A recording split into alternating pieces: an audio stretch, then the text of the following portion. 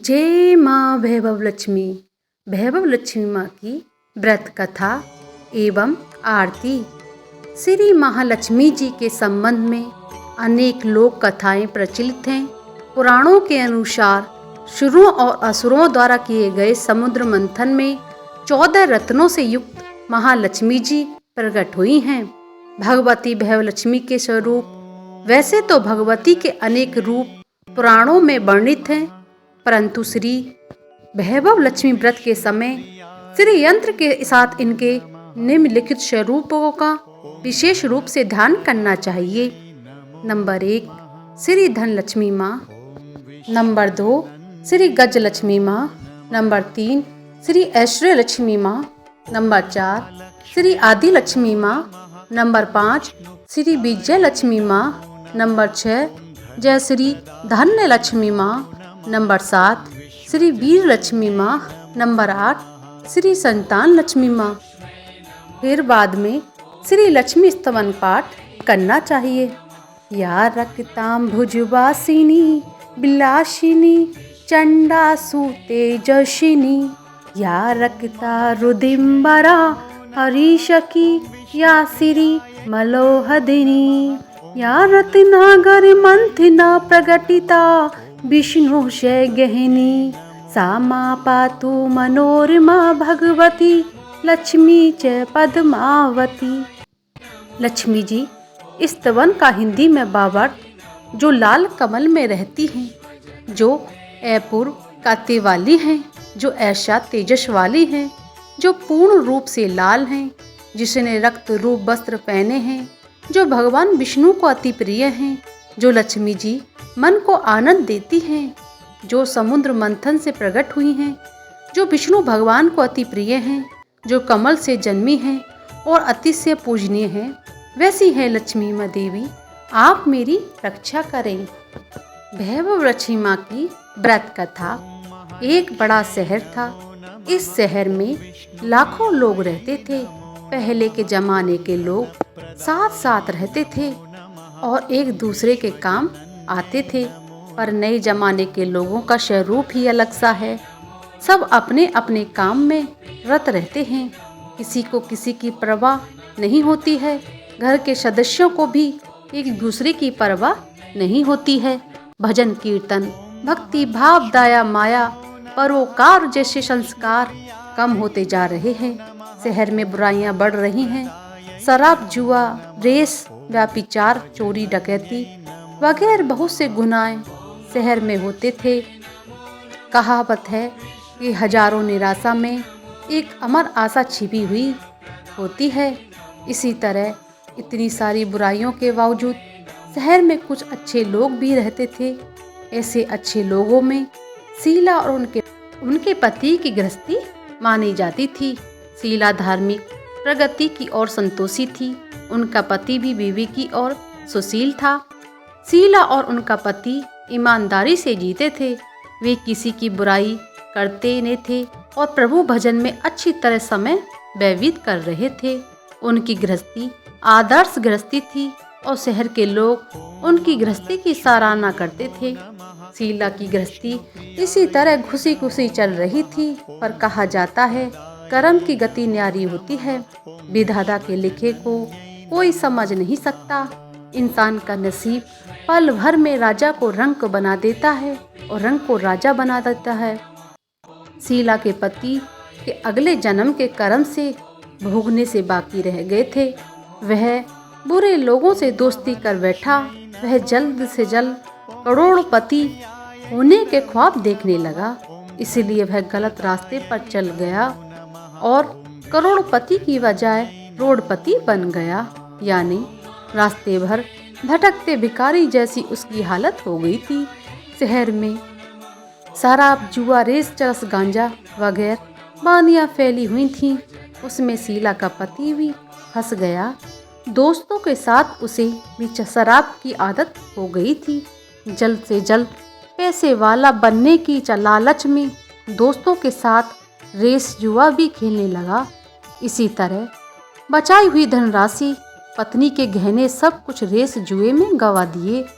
इसी तरह ये वक्त ऐसा भी था कि वह सुशील पत्नी शीला साथ मजे में रहते थे और प्रभु भजन में सुख शांति में वक्त व्यतीत करते थे।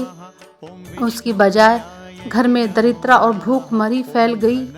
सुख से खाने के बजाय 2 वक्त भोजन के लाले पड़ गए और शीला को पति की गालियां खाने का वक्त आ गया था।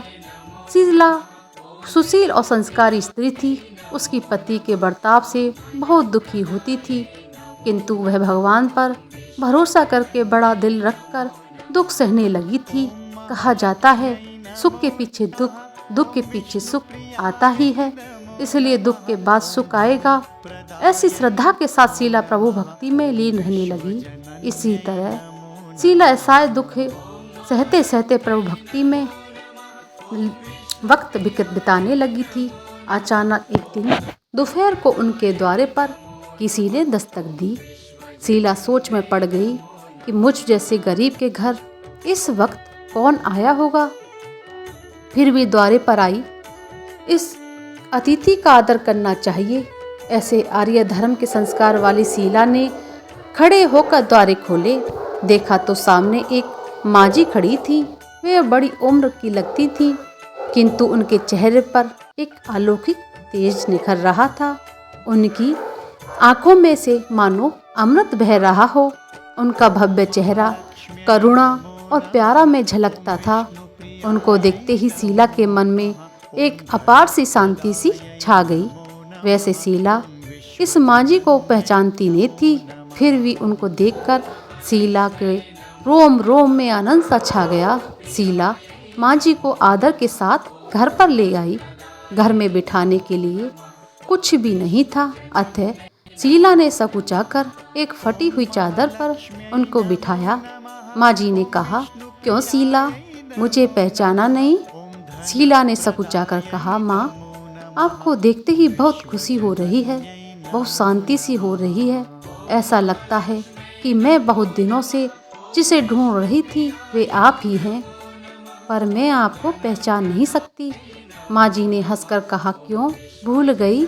हर शुक्रवार को लक्ष्मी जी के मंदिर में भजन कीर्तन होते हैं, तब भी मैं वहाँ आती हूँ। वहाँ पर शुक्रवार को हम मिलते हैं। पति गलत रास्ते पर चढ़ गया, तब से शीला बहुत दुखी हो गई थी और दुख के मारे वह लक्ष्मी जी के मंदिर में भी नहीं जाती थी। बाहर के लोगों के साथ नज़र मिलाते भी उसे शर्म आती थी। उसने याददाश्त पर जोर दिया, पर मांझी याद नहीं आ रही थी।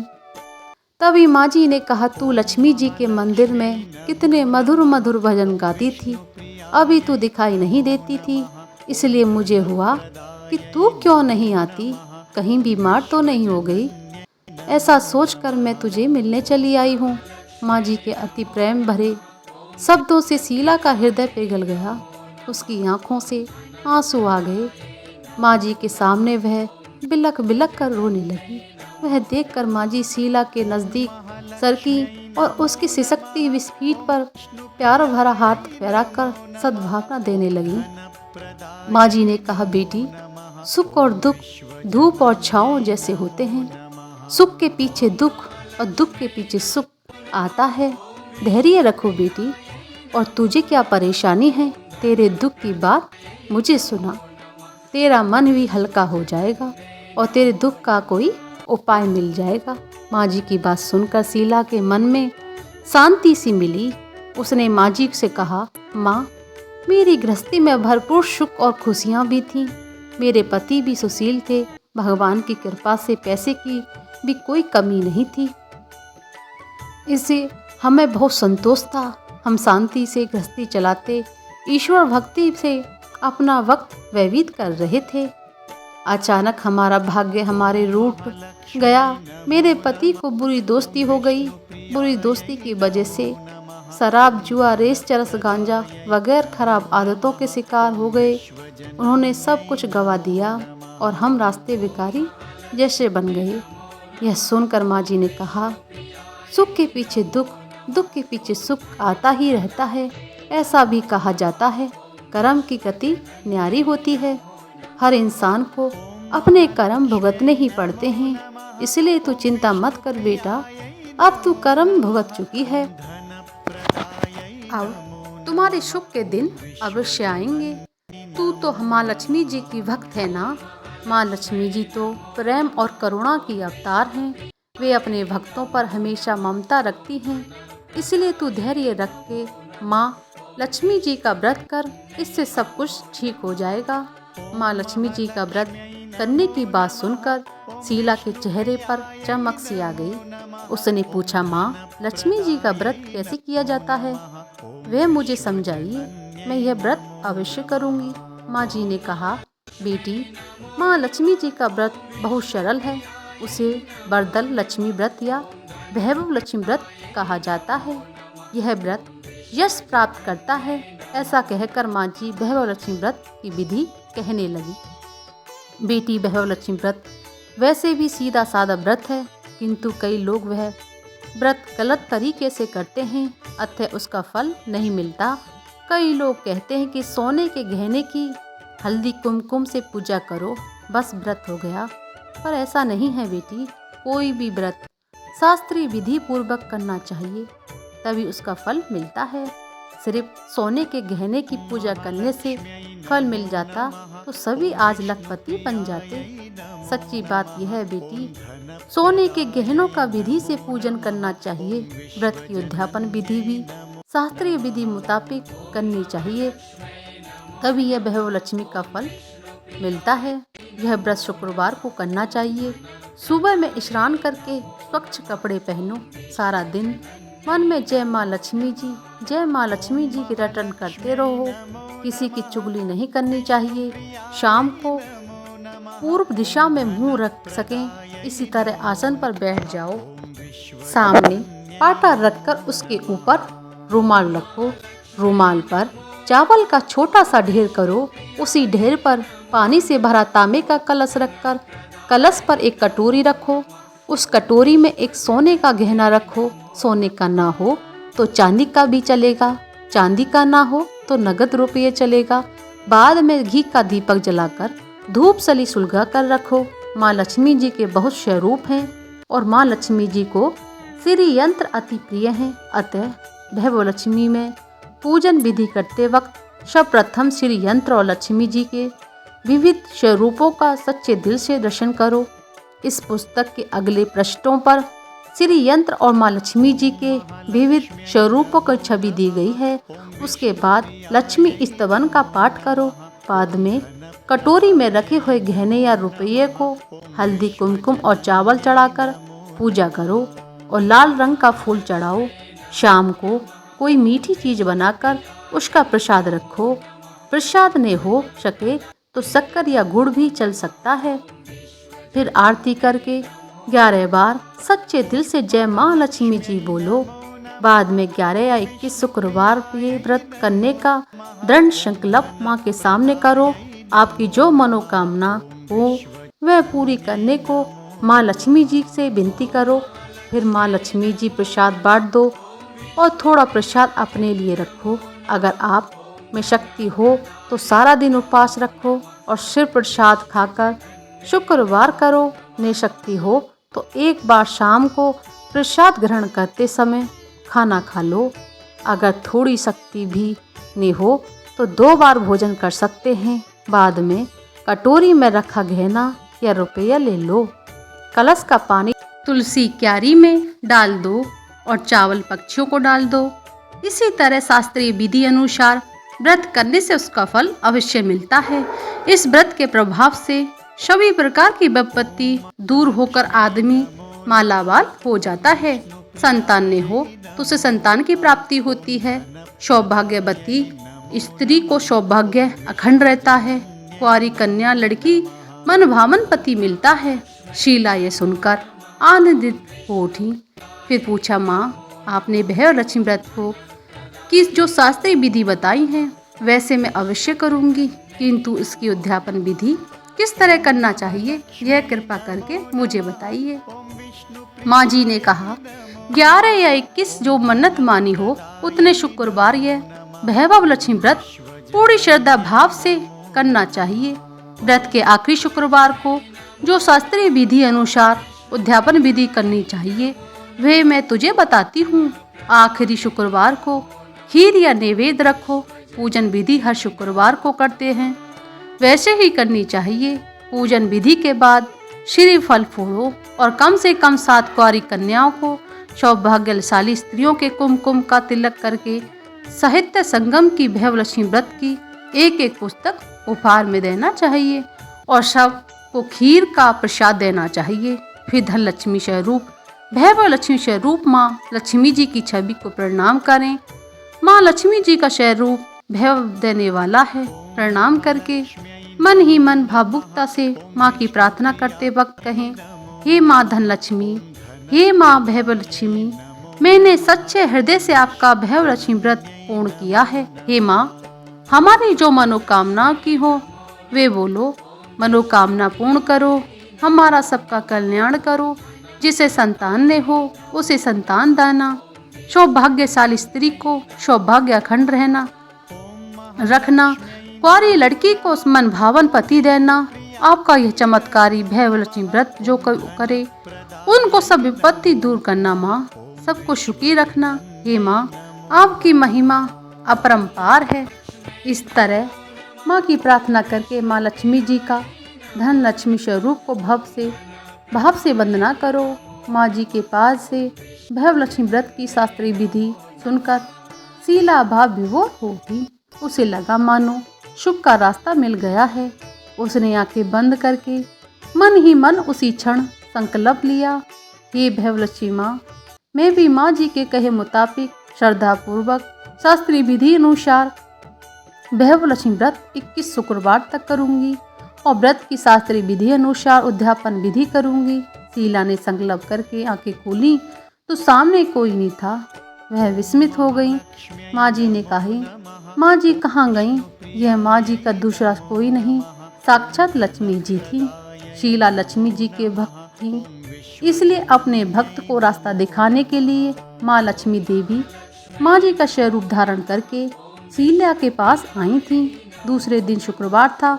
सवेरे स्नान करके स्वच्छ कपड़े पहनकर शीला मन ही मन श्रद्धा से और पूरे भाव से जय माँ लक्ष्मी जी का मन ही मन रटन करने लगी। सारा दिन किसी की चुगली की नहीं।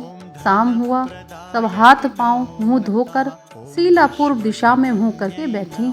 घर में पहले सोने के बहुत से गहने थे, पर पति देव ने गलत रास्ते पर चढ़कर सब गहने गिरवी रख दिए।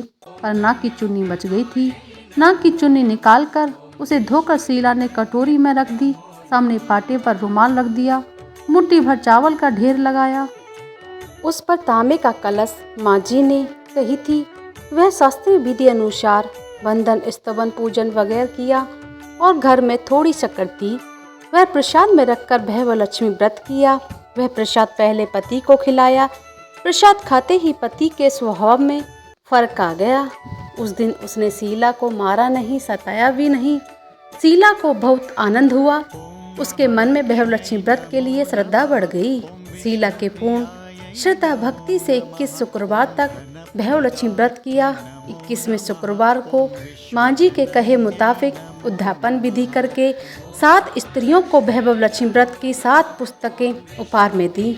फिर माता जी के धन लक्ष्मी स्वरूप की छवि को वंदन करके भाव से मन ही मन प्रार्थना करने लगी, हे माँ धनलक्ष्मी, मैंने आपका भैरवलक्ष्मी व्रत करने की मन्नत मानी थी। यह व्रत आज पूर्ण किया है। हे माँ, मेरी हर विपत्ति को दूर करो, हमारा सबका कल्याण करो। जिसे संतान ने हो उसे संतान देना, सौभाग्य स्त्रियों को सौभाग्य अखंड रखना, कुंवारी कन्याओं को मन भावन पति देना। आपका यह चमत्कारी भैरवलक्ष्मी व्रत करे, उनकी सब विपत्ति को दूर करना। माँ, सबको सुखी करना। हे माँ, आपकी महिमा अपरंपार है। ऐसा बोलकर लक्ष्मी जी के धनी लक्ष्मी स्वरूप की छवि को प्रणाम किया। इस तरह शास्त्रीय विधि पूर्वक शीला ने श्रद्धा से व्रत किया और तुरंत ही उसे फल मिला। उसका पति गलत रास्ते पर चला गया था, वह अच्छा आदमी हो गया और कड़ी मेहनत करके व्यवसाय करने लगा। माँ लक्ष्मी जी के भैरवलक्ष्मी व्रत के प्रभाव से उसको ज़्यादा मुनाफा होने लगा। उसने तुरंत शीला के गिरवी रखे गहने छुड़ा लिए थे। घर में धन की सी बाढ़ आ गई थी। घर में पहले जैसा सुख शांति छा गई। भैरवलक्ष्मी व्रत का प्रभाव देखकर मोहल्ले की दूसरी स्त्रियां भी शास्त्रीय विधि पूर्वक भैरवलक्ष्मी व्रत करने लगी। हे माँ धनलक्ष्मी, आप जैसे शीला पर प्रसन्न हुई, उसी तरह आपका व्रत करने वाले सब पर प्रसन्न होना, सबको सुख शांति देना। जय धनलक्ष्मी माँ, जय भैरवलक्ष्मी माँ। भैरवलक्ष्मी माँ की आरती। ओम जय लक्ष्मी माता मैया, जय लक्ष्मी माता, तुमको निस दिन सेवत, तुमको निस दिन सेवत, हरि विष्णु विधाता। ओम जय लक्ष्मी माता, उमा रमा ब्रह्माणी, तुम ही जग माता, सूर्य चंद्रमा धावत, नारद ऋषि गाता। ओम जय लक्ष्मी माता, दुर्गा रूप निरंजनी, सुख संपत्ति दाता, जो कोई तुमको ध्याता, रिद्धि सिद्धि पाता। ओम जय लक्ष्मी माता, तुम्हें पाताल निवासिनी, तुम ही शुभदाता, करम प्रभाव प्रकाशिनी, भवनिधि की त्राता। ओम जय लक्ष्मी माता, जिस घर में तुम रहती, सब सुध गुण आता, सब संभव हो जाता, मन नहीं घबराता। ओम जय लक्ष्मी माता, तुम बिन याज्ञ न होवे, वस्त्र न कोई पाता, खाने पाने का भैभव सब तुमसे आता। ओम जय लक्ष्मी माता, शुभ गुण मंदिर सुंदर, क्षीरोदती जाता, रतन चतुर्दश तुम बिन कोई नहीं पाता। ओम जय लक्ष्मी माता, महालक्ष्मी जी की आरती, जो कोई नर गाता, उरे आनंद समाता, पापी उतर जाता। ओम जय लक्ष्मी माता, बोलो भगवती महालक्ष्मी जी की जय।